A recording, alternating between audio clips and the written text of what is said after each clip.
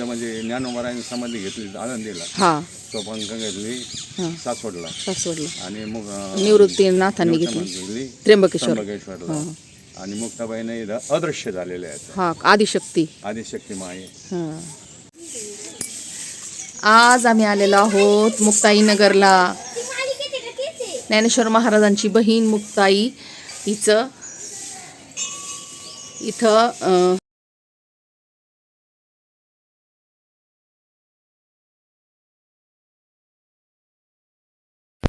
नमस्कार मैत्रिणींनो, आपला शेतमाळा या चॅनलमध्ये आपलं पुन्हा स्वागत आहे. तर आता आपली नर्मदा परिक्रमेची सांगता कालच झालेली आहे आणि रात्री आम्ही प्रवास करून आलेलो आहोत महाराष्ट्रामध्ये मुक्ताईनगरमध्ये. निवृत्ती, ज्ञानदेव, सोपान आणि मुक्ताई, तर हे भावंड आपल्याला सर्वांना माहीतच आहेत. तर या आदिशक्ती मुक्ताईचं इथं समाधी मंदिर आहे. तर तापी नदीच्या काठावर ही मुक्ताई इथं वीज होऊन आणि गुप्त झाली होती. तर इथं आहे मुक्ताई समाधी मंदिर.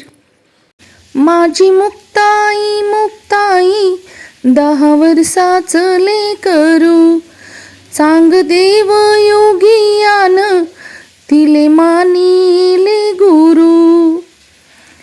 तर ही मुक्ताई ज्ञानेश्वर माऊलींची सर्वात लहान बहीण आणि 10 वर्षाची असतानाच चांगदेव महाराज म्हणजे ज्यांनी 1400 वर्ष कठोर तपश्चर्या केलेली होती, तर त्यांनी ही मुक्ताईला गुरु मानले होते. निवृत्ती, ज्ञानदेव, सोपान, मुक्ताई यांना लहानच सोडून आणि इंद्रायणीमध्ये विठ्ठलपंतांनी आणि रुक्मिणी आईने जेव्हा जलसमाधी घेतली तेव्हा हे तर लहान लहानच होते. पण छोटीशी मुक्ताईनं आपल्या भावंडांना कसं सांभाळलं, तर ती आदिशक्ती रूप आहे आणि तिचं इथं मंदिर आहे. चांगदेवसुद्धा तिला गुरु मानू लागले होते मुक्ताईला.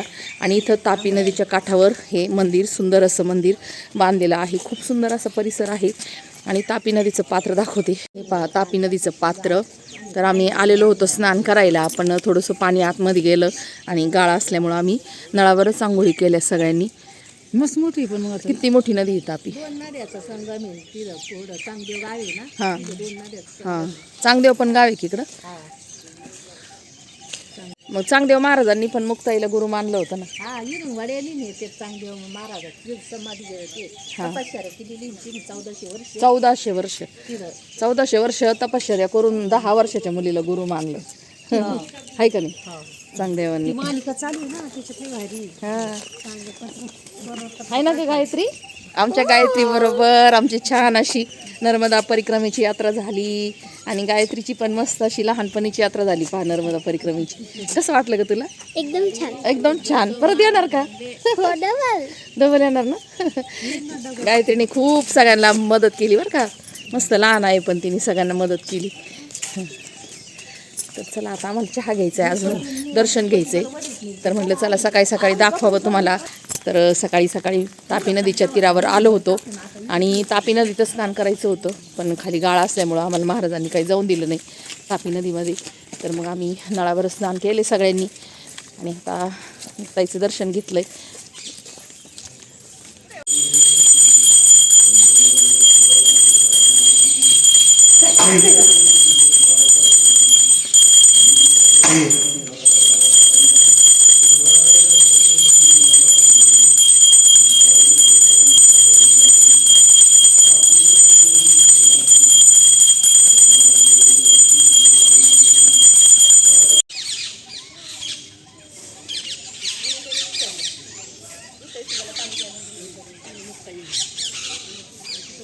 आपले ते अदृश्य झालेले मुक्ताई.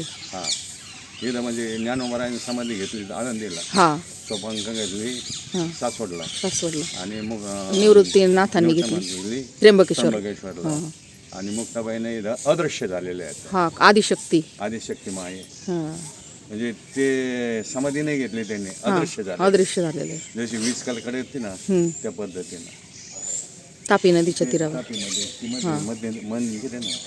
पाहिलं तिथं झालेलं आहे. अरे आम्ही इथं सप्ताह केला ना हा आता आधी ना आपलं काय महाराजांनी ना हां आम्ही हां तिथं सगळं खड्डाच होता सगळं. हां हां इथं पाणी किती बरेच लोक होते, 200-300 लोक होते. हां सगळं मंदिरं झाली छान आहे ना डेव्हलप झालं.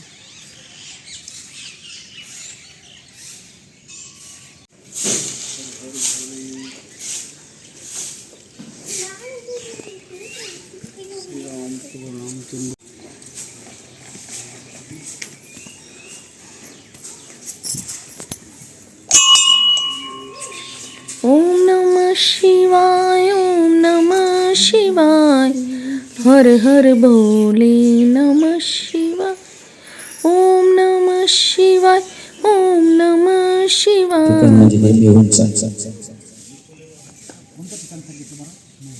मेहून गावाचं नाव आहे मेहून. तिकडे दुसरा आहे त्याला म्हणतात कोथळी आणि तिकडे तिसरा आहे त्याला म्हणतात यत्लाबा. असं आहे. आता हे मुख्य स्थान आहे.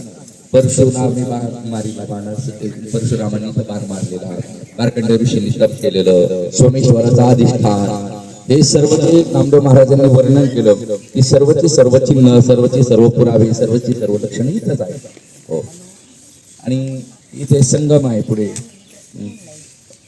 तापी आणि पूर्णाचा. हो मेहूनचं या ठिकाणी जे मुक्ताई स्तोत्र म्हणून आहे त्याच्यात देखील वर्णन केलेलं आहे की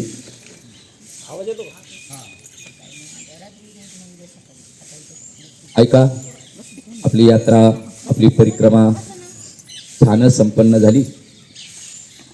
आता रात्री आपण त्याचा समारोप पण केला, पण काही ना मनोगत व्यक्त करायच्या भावना आहेत. अजून तिकडे आपला नाश्ता वगैरे तयार होतोय, तोपर्यंत राहिलेली मंडळी आपल्या भावना. आमचे सर्व पुरुष मंडळी आमच्या गणपतीचा या ठिकाणी सन्मान करतील. मैं आपको अभी एक कैश और जो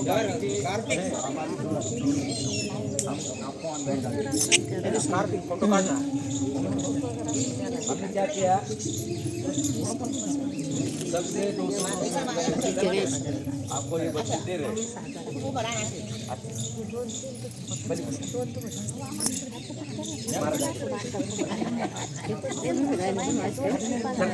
आपण 15 दिवस ज्यांच्या जीवावर निवांत असा प्रवास केला आणि स्लीपर कोच गाडी असल्यामुळे गाडीमध्येच आमची रात्र जात होती.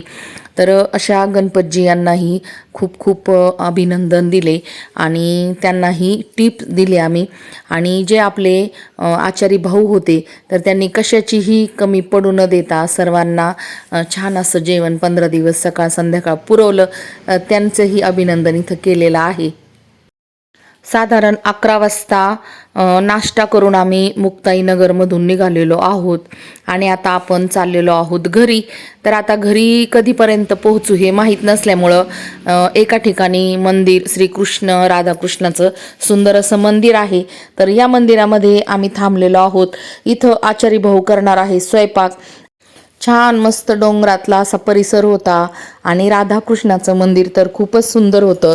मंदिरात गेल्याबरोबर सगळ्यांचे डोळे झाकायला लागले आणि सर्व निवांत असे बसले राधाकृष्णाचं दर्शन करून.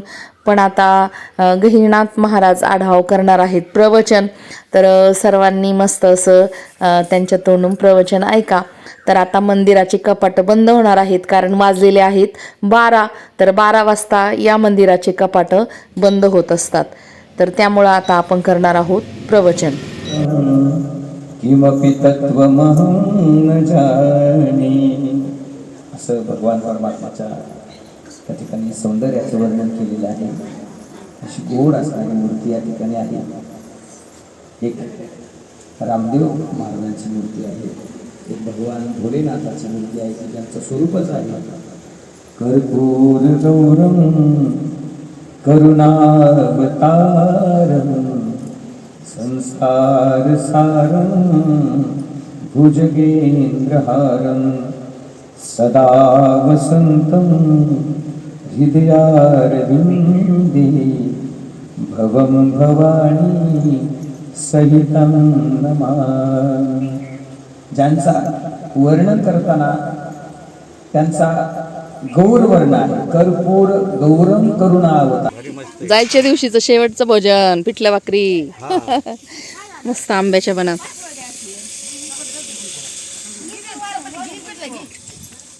सर्वांनी आंब्याच्या वनामध्ये मस्त असा भोजनाचा आनंद घेतला आणि 15 दिवस हे एकत्र असलेलं कुटुंब आता ज्याच्या त्याच्या घरी जाणार आहेत. तर चला मैत्रिणींनो, भेटूया पुन्हा.